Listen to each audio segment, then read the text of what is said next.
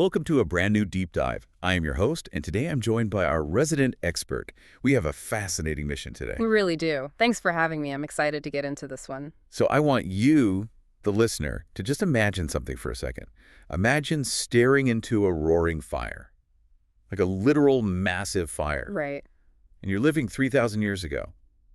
And somehow you realize that the exact technology you use to control that physical flame, to keep it from burning your village down while using it to stay alive, that exact same technology could somehow be applied to the relentless, exhausting noise inside your own brain. Which is a wild leap to make, honestly. It's incredible, because human beings actually cracked that code millennia ago. But if you look around today, you'd think the solution to our modern mental exhaustion is, I don't know, buying a wearable ring that gives you a neat little sleep score. Oh, absolutely. Or downloading another productivity app. Yeah, or paying $30 to sweat in a room with, like, ambient lighting and a curated playlist. Yeah. We treat human consciousness like it's a broken machine that just needs a software patch. And that's exactly the problem. Yeah. Because stepping into the world of human consciousness isn't like fixing a machine at all. We are dealing with an internal landscape that is an absolute untamed wilderness. A total wilderness. Right, which is precisely why those external tools consistently fail to fix our internal states. I mean, you cannot slap a metric onto a moving target, like human anxiety or existential dread. Really can't. The constant noise, the contradictions, the endless loops of thought, these are features of a really complex biological and psychological system. It just doesn't respond to simple binary fixes. Yeah, when you try to just categorize the mind as, like, productive or unproductive, you miss the vast swirling reality of what's actually happening beneath the surface. So that brings us to our mission for today. For you listening, whether you're someone who hits the mat every single morning at dawn, or you're just someone who feels completely overwhelmed by the constant, deafening overstimulation of modern life, we are going on a journey. A really deep one. Yes. We are using a comprehensive set of source notes that detail the 3,000-year evolution, psychology, and philosophy of yoga traditions within Hinduism. And we are going to strip away the cultural stereotypes. Yeah, we have to get past the Instagram poses. Completely past the expensive studio classes, the fancy athletic wear, all of it. Our goal today is to uncover one of the most profound, intricate psychological frameworks ever developed. It really is a masterpiece of psychology. It is.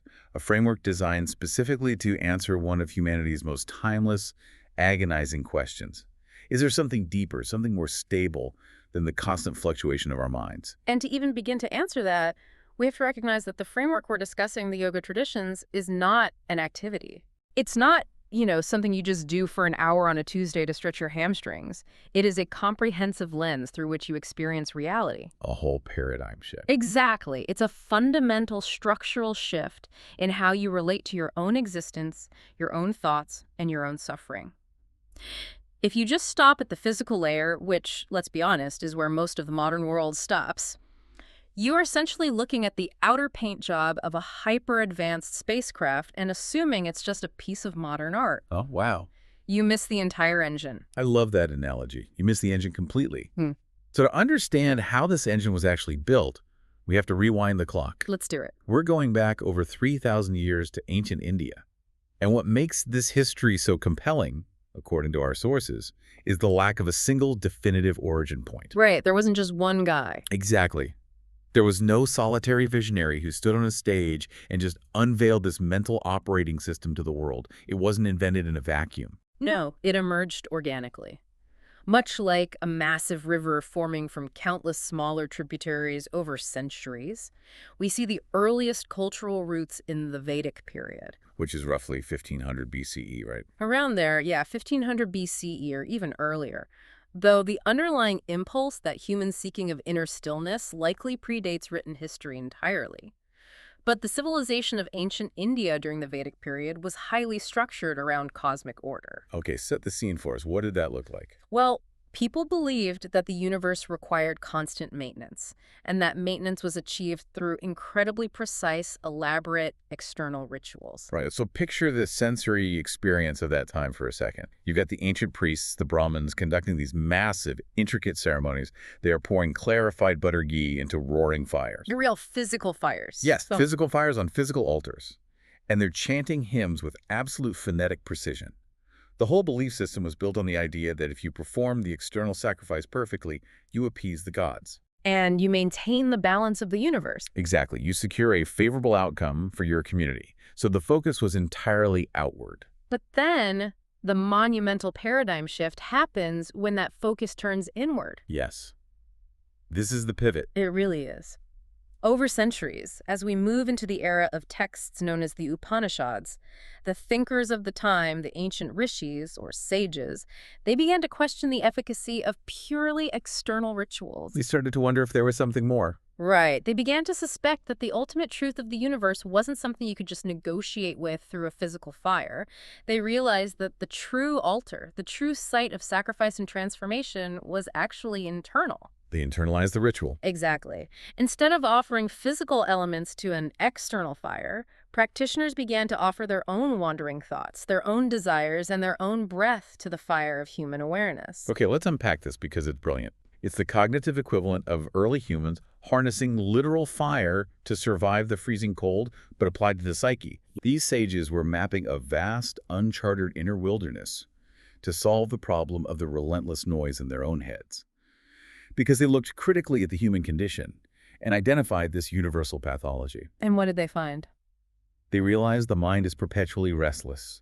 They saw that human beings are driven by an endless conveyor belt of desires, and that this constant grasping inevitably leads to a deep underlying dissatisfaction. Which is a concept deeply explored in these traditions as suffering, or just the inherent instability of life. Right. They essentially identified the core psychological mechanism of human misery. Think about it. Whenever you fulfill a desire, the satisfaction is instantly fleeting. Oh, always. You buy the thing, you feel good for a day, and then you want the next thing. Exactly. The baseline resets, and a new desire emerges. It's a treadmill that you just cannot outpace.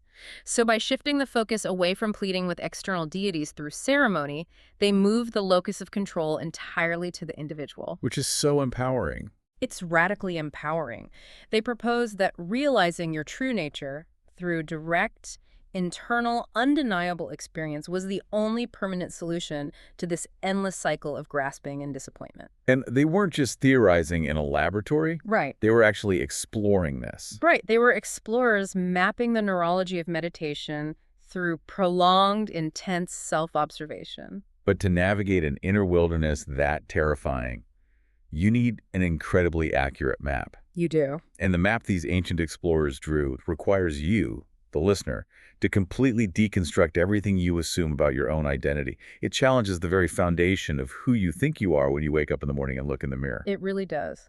The bedrock of this entire philosophy hinges on a single radical realization. It's basically an equation that redefines human existence. Okay, hit us with the equation. The equation is that Atman equals Brahman. Let's break those terms down mechanically because they carry massive philosophical weight. So Atman, that translates roughly to your true, unchanging self. It's the pure observing awareness within you that does not age, it doesn't shift, and it doesn't react. And then there's Brahman.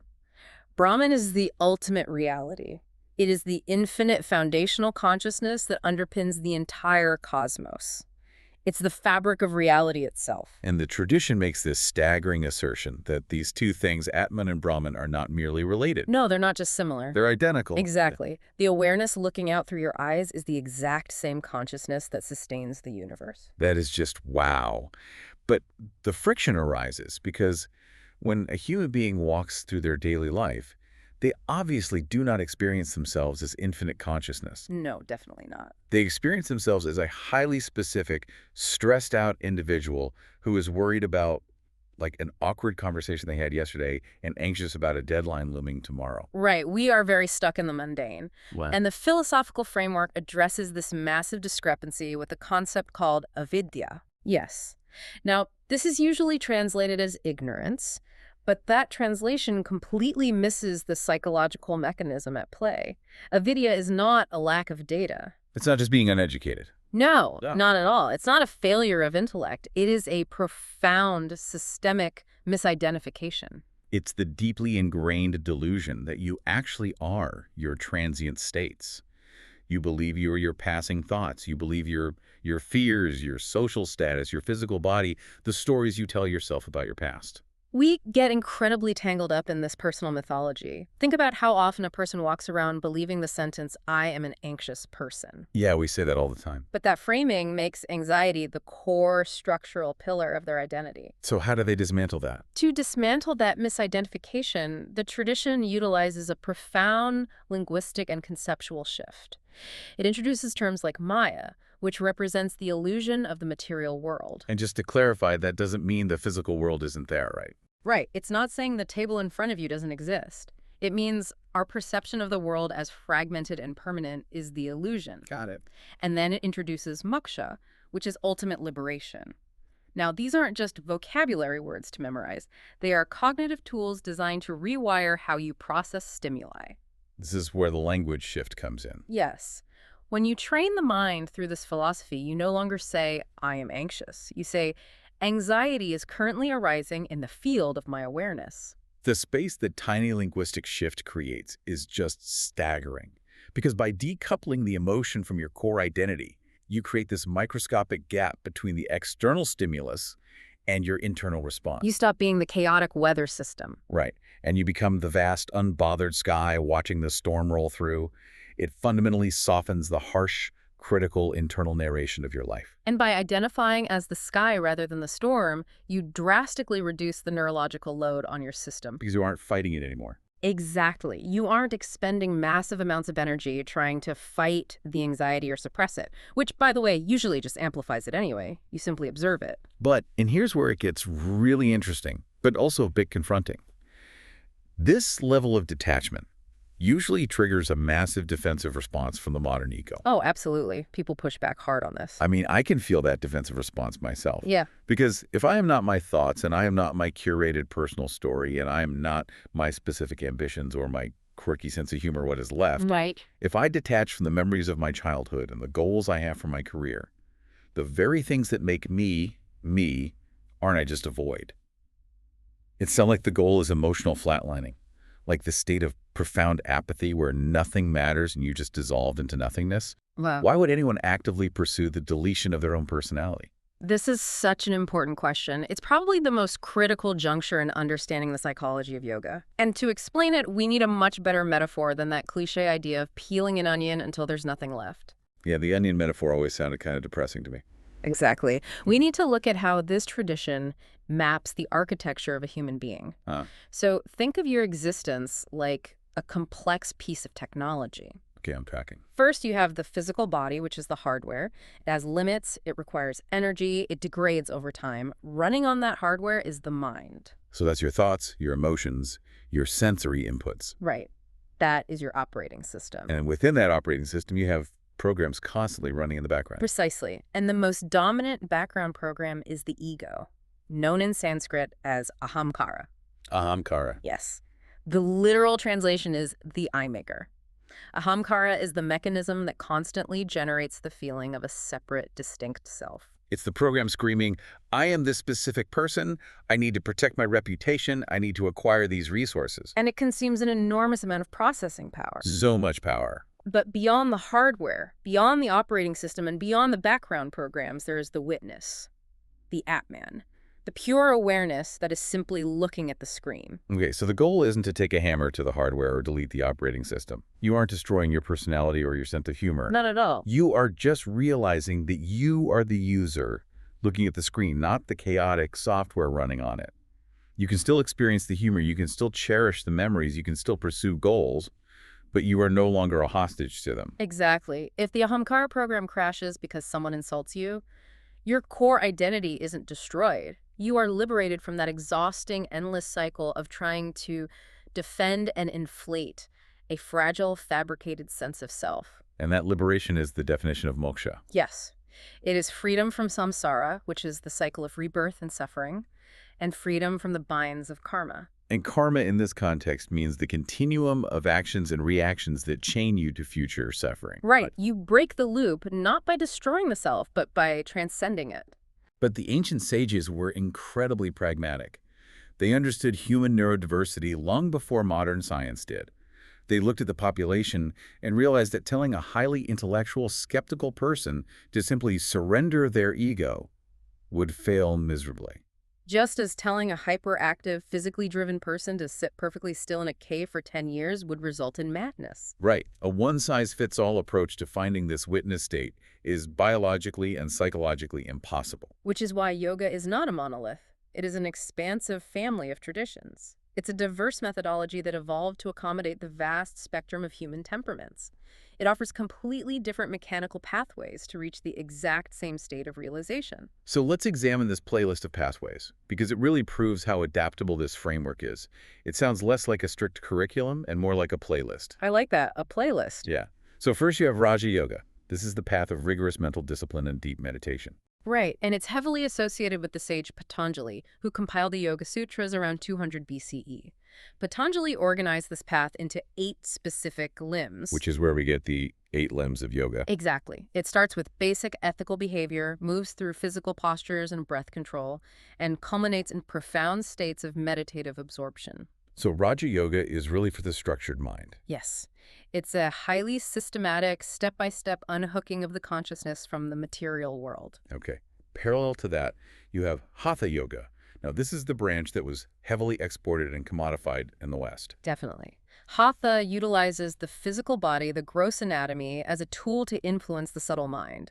It involves the physical postures, or asanas, and intense breath work. But the original intent was never aesthetic fitness, Yeah. right? Or just mere flexibility. No, not at all. The physical body is seen as a restless animal. Hatha yoga is the process of taming and purifying that animal, clearing the neurological pathways so that the practitioner can eventually sit in absolute stillness for the grueling mental work of Raja Yoga. You're preparing the vessel. Exactly. Then you have a complete pivot with Bhakti Yoga. This is the path of intense love, devotion, and surrender. Right, because for a practitioner of bhakti, the intellectual deconstruction of the ego is just too dry. It's too analytical. So instead, they channel that immense natural human capacity for emotion and direct it toward the divine. By pouring their heart out in devotion, seeing the ultimate reality in everything and everyone, the rigid boundaries of the ego naturally melt away. The I dissolves into the beloved. It's a deeply emotional, ecstatic pathway. Conversely, for the person who finds emotional devotion unnatural, there is Jnana Yoga. Which is the path of the intellect, of radical philosophical inquiry. So this is designed for the razor-sharp analytical mind. Yes. A jhana yogi uses logic to systematically dismantle illusion. They employ a practice often summarized by the phrase, neti neti. Which means not this, not this. Right. They examine every thought, every physical sensation, every belief, and logically prove that it cannot be the permanent self. They exhaust the intellect until it collapses into pure awareness. Wow. And finally, for the person who just cannot sit still, for the doer, there is Karma Yoga, the path of selfless action. This is a really important one. It's the realization that you don't need to retreat to a forest to find enlightenment.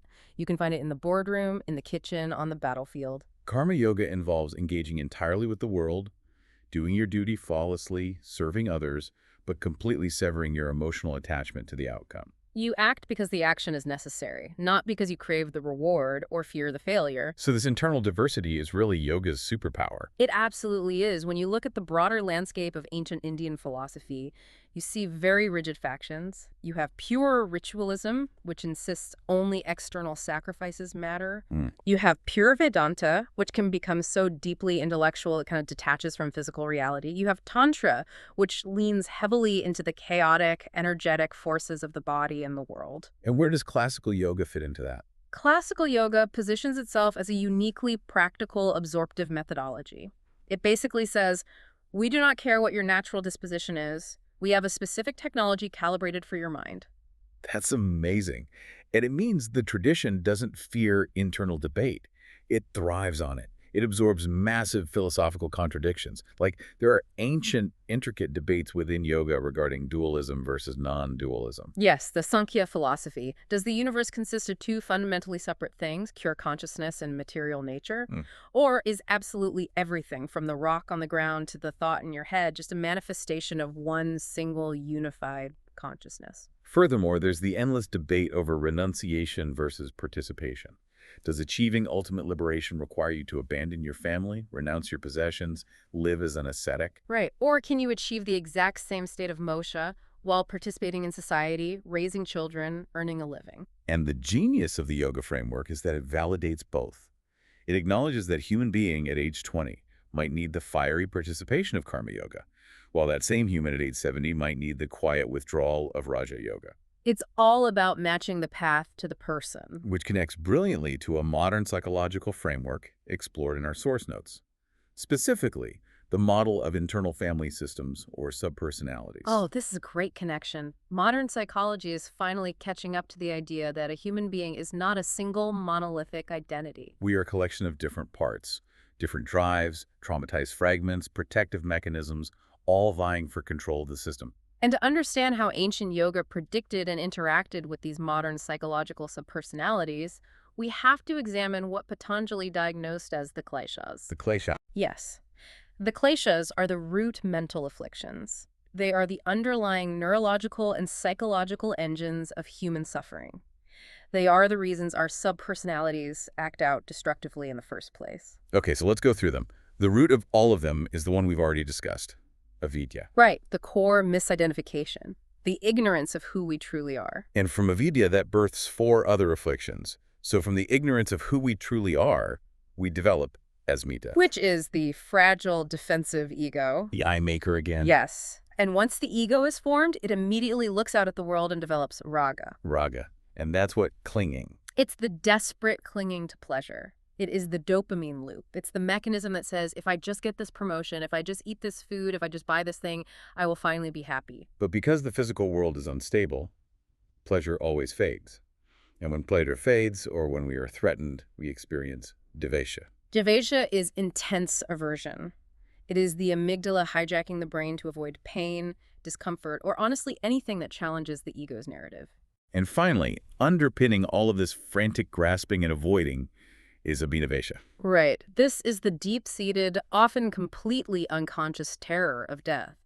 It is the biological clinging to survival at all costs, the existential dread of our own impermanence. Wow. So these 5 kleshas, avidya, asmita, raga, devesha, and abhinavesha, these are the forces that distort our subpersonalities. Exactly. So let's look at a highly specific case study from the notes to see how this plays out. Imagine a modern persona, let's call her Addie. Okay, Addie. Addie represents a very specific fragment of the human psyche. She is wildly adventurous, a playful spirit. She's highly sensitive, deeply connected to the visceral reality of nature, and she has this intense, fiery energy. But her psychological landscape is heavily defined by a profound, unresolved grief, the loss of her mother, which is symbolized by a red bandana she always carries. If you take Addie to a conventional, poorly applied therapeutic model, the instinct might be to suppress her extremes. The clinical gaze might view her wild, fiery energy as a symptom of mania that needs to be sedated. It might view her profound, lingering grief as a pathology that needs to be, quote-unquote, fixed or moved on from, so she can return to being a highly productive, compliant member of society. The goal would be to flatten her out, achieve a baseline of societal normality. But the yogic framework looks at Addie and offers a completely different, deeply validating path. It doesn't look at her fiery nature and see chaos. It sees tapas. Yes, tapas. The heat of spiritual friction, the discipline and intense energy required for transformation.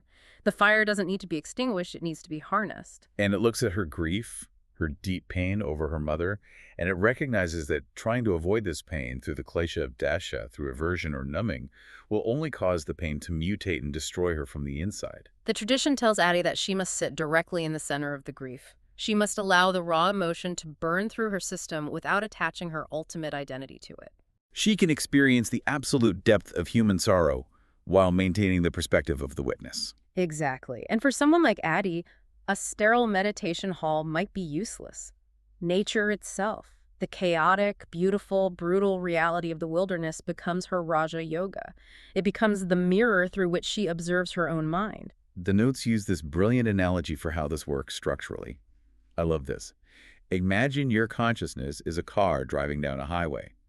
All your subpersonalities, your intellectual side, your terrified inner child, your ambitious drive, and the wild, fiery Addie inside of you are passengers in this car. Right, they're all in the car together. The kleshas manifest when these passengers panic and try to grab the steering wheel. Raga is the passenger screaming, "Pull over at the casino, I need a hit of pleasure right now." Davies is the passenger screaming, "There's a dark tunnel ahead. Swerve the car off the road to avoid it." That's such a good way to visualize it. When you live in a state of avizia, you believe you are whichever passenger happens to be holding the wheel at that moment. You become the panic, you become the craving. But the methodology of yoga is the systematic realization that you are not any of these passengers. Yo, you can hear them shouting, you can validate their fear or their desire, but you do not let them drive.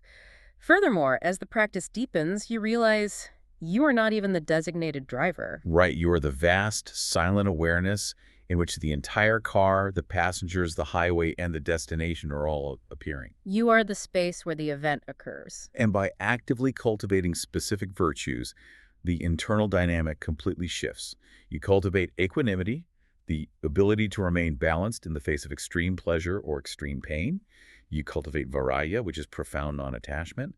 You apply tapas, the discipline to stay present when the mind wants to flee. And you practice svadhyaya, which is relentless, honest self-study. And when Addie applies these tools, she doesn't lose her vibrant spark. She doesn't morph into a detached, emotionless monk staring blankly at a wall. She becomes fiercely, radiantly alive, fully experiencing the depth of her existence, but she's no longer a victim to the chaotic storms of her own mind. She holds her inner fire without burning her own house down. That is so profound. But achieving that state is not just a matter of intellectualizing a car metaphor. Definitely not. You cannot merely think your way into liberation. The mind cannot use the mind to defeat the mind. Right. It requires rigorous physical and neurological intervention. The tradition provides incredibly specific daily technologies of consciousness to restructure the human system. So if the goal is this vibrant, aware inner life, how do practitioners physically structure their days to achieve it? Let's examine this daily toolkit, because the transition from theory to practice is where the actual rewiring happens. Right. First you have asana. Which the West has been completely reduced to physical stretching. Completely. But mechanically, asana is about creating physical stability and deliberately stressing the nervous system in a controlled environment.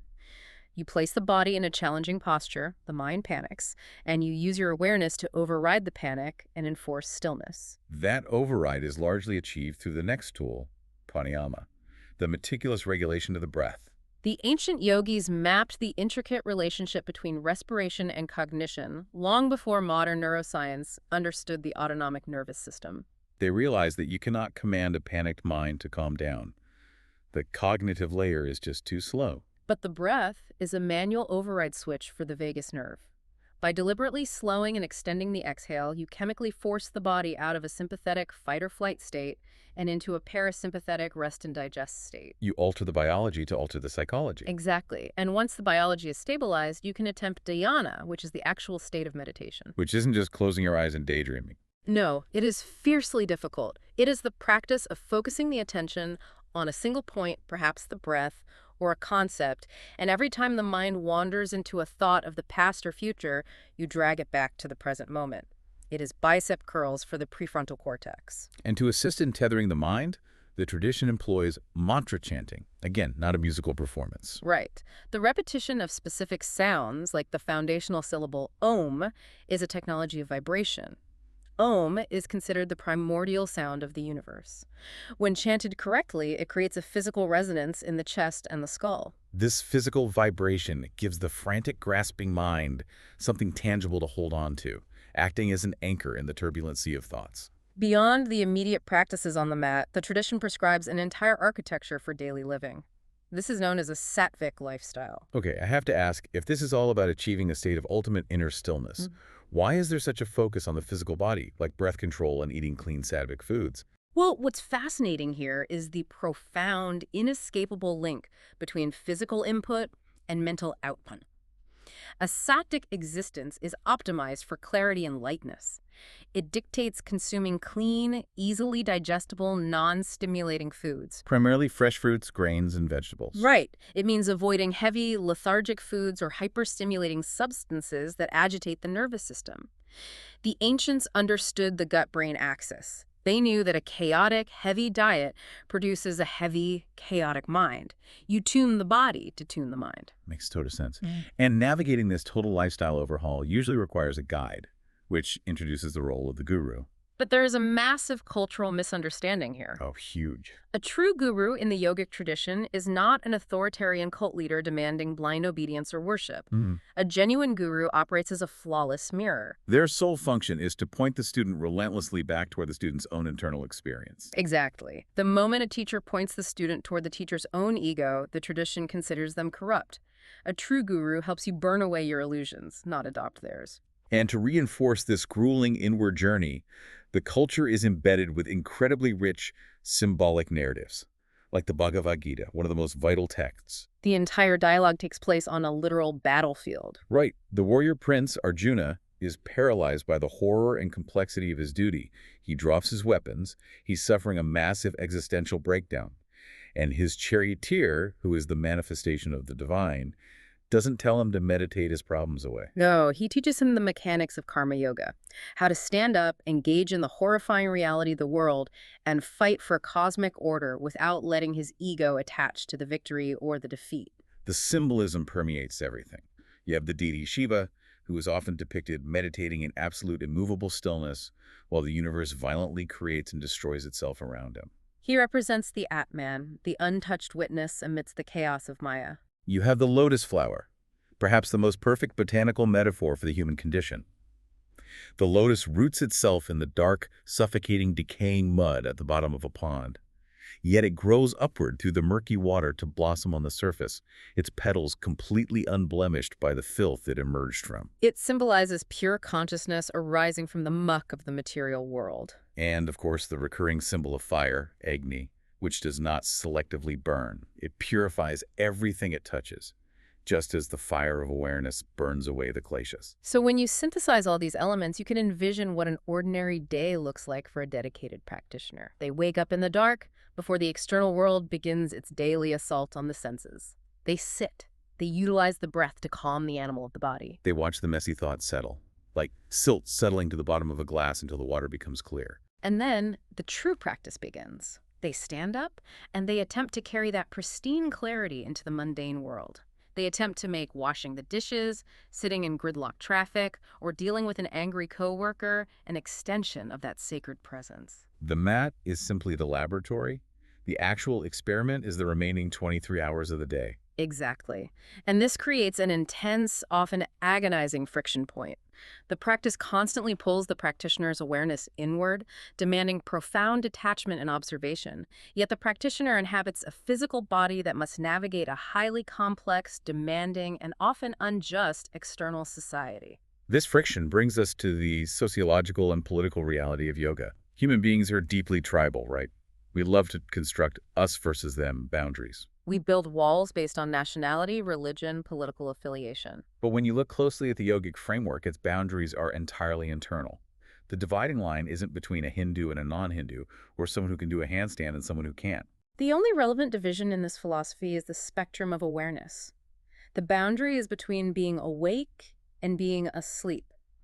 An individual is either operating from a state of avidya, blindly reacting to their ego, driven by fear and craving, or they are moving toward observation, clarity, and freedom. This makes the tradition incredibly absorptive and non-exclusive. From the perspective of this philosophy, if someone outside Hinduism is practicing mindfulness, seeking truth, living ethically, and observing their own mind, they're fundamentally walking the yogic path.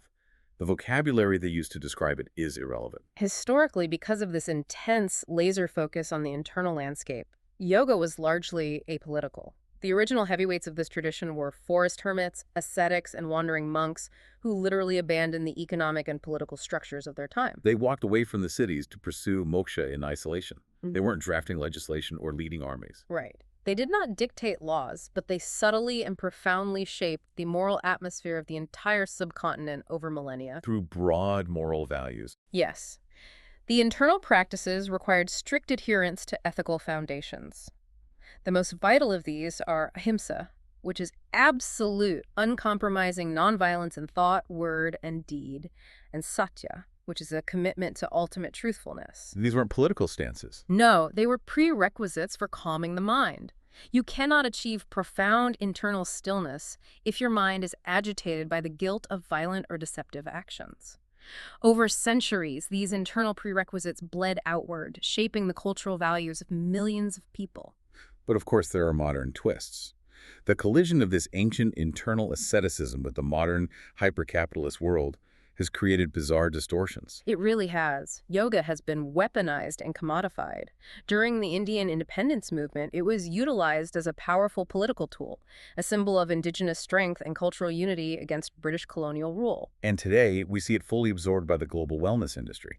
It's a multi-billion-dollar industry built on $20 drop-in fees, branded apparel, and retreats that promise aesthetic perfection. It is a profound dilution of the original technology. You have a psychological framework meticulously designed over 3,000 years to achieve ultimate spiritual liberation, the complete deconstruction of the ego being marketed and utilized primarily for minor physical fitness and basic stress relief. It's functionally equivalent to taking a supercomputer capable of calculating the physics of the universe and using it exclusively as a digital paperweight. That's entirely accurate. But yoga doesn't try to control society. It trusts that transformed individuals will naturally shape a better world. Right, I have to push back on this traditional model of withdrawal. Because if yoga teaches non-attachment and says the deepest truths are found in internal isolation, how does a practitioner justify engaging in society or politics? I mean, doesn't life demand that we care about the outcomes of the world? If the house is burning down, sitting on a cushion and observing the flames seems like a moral failure. That tension is exactly why karma yoga exists and why the Bhagavad Gita remains the most vital text for the modern practitioner. The philosophy does not advocate for apathetic nihilism. The instruction given to Arjuna on the battlefield is not to ignore the injustice and go meditate in a cave. The instruction is to stand up, draw your bow, and fight fiercely for cosmic order. You must engage. You must act against injustice. But the mechanism of the action is completely different. Precisely. Through karma yoga, you are instructed to act, engage, and live fiercely, but without losing yourself in the outcome. You completely sever the psychological umbilical cord that ties your self-worth to the outcome of the action. You fight for justice because it is the dharmic, or right, action to take in the present moment. You do not fight because you are addicted to the glory of the victory, and you do not collapse if you suffer defeat. You care infinitely about the purity of the action itself, but you harbor zero clinging to the result. It is the ultimate form of psychological resilience. Care deeply, but do not cling. It is perhaps the most difficult psychological tightrope a human being can walk. And this tension between ancient asceticism and the modern world is exactly why the true nature of yoga is so frequently misunderstood today. It's buried under an avalanche of modern misconceptions. Let's systematically dismantle these myths right now, because they prevent people from accessing the actual power of this framework. Myth number 1, yoga is just physical stretching. We've hammered this point, but it bears repeating. It does. Thinking yoga is just stretching is like saying music is just pressing piano keys. You're missing the entire symphony underneath the surface. Myth number 2 is equally damaging. Yoga is about being perfectly calm all the time. This creates a toxic expectation. Right. As we explored with the Addy subpersonality, the goal isn't to chemically lobotomize yourself into a state of fake, fragile peace. The mind will still produce chaotic emotions. Grief will arise, anger will flash. The methodology is about seeing that reality clearly with less resistance. It's about experiencing the full spectrum of human emotion. You allow the wave to crash over you without drowning because you know you are the ocean, not the wave. Myth number 3. Detachment means apathy. We just solved this with karma yoga. True detachment doesn't mean you don't love your children or care about your career. It means caring deeply without clinging. You care without suffocating the thing you care about. And finally, myth number 4. It's a religion you must convert to. It is not a belief system that requires blind faith. It's an empirical science of inner experience. It simply provides the method for you to experience reality directly. Which leaves us with the ultimate question regarding its legacy. How has this specific, demanding framework survived for over 3,000 years? It doesn't require rigid belief, it's highly adaptable, and it solves a timeless human problem. The survival is a testament to its radical adaptability. But the core reason it survives is far simpler. It survives because the fundamental problem it solves hasn't changed by a single millimeter in 3 millennia. The human mind. The biological hardware and the buggy operating system are exactly the same. Exactly the same. Contrast the ancient person sitting in a dense forest saying, "My mind won't stop, my desires are endless," with the modern person sitting in a glass high-rise saying, "My brain won't shut up, my anxiety is crushing me." Same problem, same solution. If we pull the camera back and look at the macro picture, you realize that the modern world creates the exact conditions yoga was designed for: constant stimulation, anxiety, and burnout. We exist in an era of unprecedented weaponized stimulation. Algorithms are specifically engineered to trigger our raga, our endless craving for the next dopamine hit. The 24-hour news cycle is perfectly calibrated to trigger our devesha and abhinavesha, constantly pumping our nervous systems with aversion and existential dread. If we connect this to the bigger picture, the external world has gotten louder than at any point in human history, which means the psychological need for inner stillness has gotten exponentially stronger.